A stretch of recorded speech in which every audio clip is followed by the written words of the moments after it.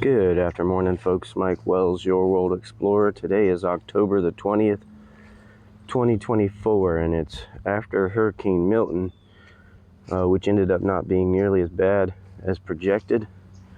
And we're going to take a look at our pomegranates.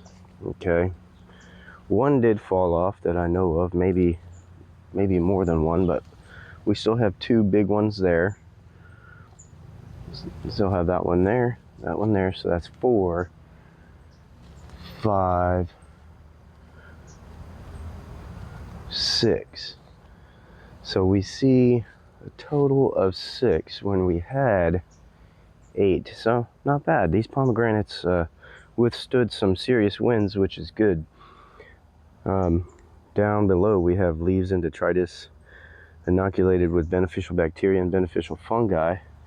These guys are out in a full sun location, so they get plenty of sunlight. You see this heavy greening. They seem to like water. They also like nutrients, so we added more mulch down around and they seem to be doing a lot better.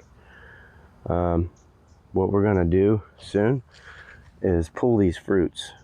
So these bottom parts have to get kind of brown and crunchy. Right now they're not there yet. They're pretty close though, probably in like the next week. So we'll look to that. This one is underdeveloped, but it's starting to get kind of brown and crunchy. So anyhow, that's where we're at. Going forward, we have the wonderful variety, cultivar, if you will, that we're going to be focusing on. Let me show you the location that the wonderful variety is at. So here we have the wonderful variety.